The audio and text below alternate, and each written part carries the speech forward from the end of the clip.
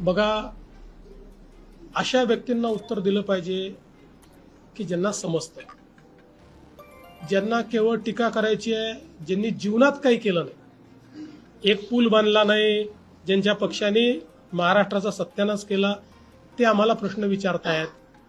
मी एवढंच सांगतो, आजही आपण जाऊन बघा, इंजिनिअरिंग मार्वल असलेल्या या कनेक्टिंग लिंकमध्ये बोगदा असेल, वायाडक्ट असेल, इतक्या प्रचंड परिस्थितीमध्येही त्या ठिकाणी कुठलंही डिझास्टर झालेलं नाहीये. जे झालेलं आहे ते समोरच्या भागात दरड कोसळल्यामुळे त्या ठिकाणी झालेलं आहे. ज्यांना भ्रष्टाचार करण्याची सवय होती त्यांना मनातनं त्या ठिकाणी असं वाटतंय की यांच्या काळात का होत नाही, आणि म्हणून ते बेछूट अशा प्रकारचे आरोप करतात.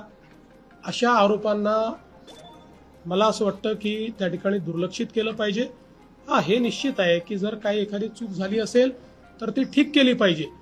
पण मला खरं म्हणजे या ठिकाणी वाटतं की ज्या इंजिनियर्सने, म्हणजे मला पुन्हा सांगायचं आहे, हर्षवर्धन सपकाळांच्या पक्षाने 2013 साली 13 कारणं लिहून कनेक्टिंग लिंक होऊ शकत नाही असं 13 कारणं लिहून त्यांच्या मुख्यमंत्र्यांनी फाईल बंद केली होती.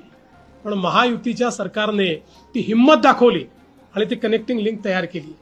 महाराष्ट्राची गेल्या काही वर्षात जी अप्रतिष्ठा आणि बेअब्रू झाली, त्याचं शेवटचं टोक म्हणजे मिसिंग लिंक कोसळणं. आता म्हणा, ह्याने एक पूल तर उभारला का? मुंबईमध्ये 56 पूल आम्ही उभारले. ते काल म्हणत होते, ज्याने एका पुलाची उभारणी केली नाही ते आम्हाला शिकवतात.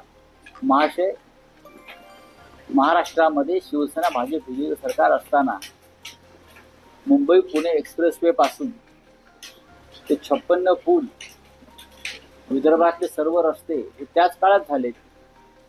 तेव्हा आपण मंत्री नव्हतात, आमदार होतात फार तर. त्याच्यामुळे तुम्ही विकास काय असतो हे आम्हाला सांगू नका. पहा ना परिस्थिती आमची किती सुंदर आहे. अजून रस्त्यांची मुंबई पुणे एक्सप्रेसवे असेल, हा जो फ्रीवे आहे तो आमच्या काळातच सुरू झाला.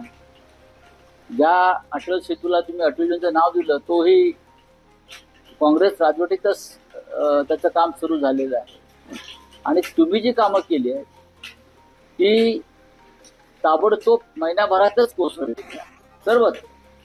तुम्ही कोणतंही त्यांनी केलेलं काम पहा, नाव सांगा, मी तुम्हाला आता देतो. मेट्रो गळते, लोकल ट्रेन्स गळतायत, तर काही म्हणजे काही नाही. त्याने घेतलेल्या बीएसटीच्या बसेस गळतायत. कारण प्रत्येक ठिकाणी पैसे खायचे, प्रत्येक ठिकाणी आधी कमिशन घ्यायचं. आणि ह्यांचेच लोक सांगतायत कमिशन खायला पाहिजे, थोडं कमी खा. कोणते? अंबरनाथचं एक मी पाहिलं मधल्या काळामध्ये, भाजपचा नगराध्यक्ष. म्हणजे पैसे खाण्याचं निर्लज्जपणे समर्थन करणारा हा पक्ष आहे. ज्यांनी राम मंदिराचे पैसे खाल्ले, ज्याने सीतामाईचं मंगळसूत्र विकलं, चोरलं सीतामाईचं, त्यांच्याकडनं तुम्ही इन्फ्रामॅन कडून काय तुम्ही करणार अपेक्षा?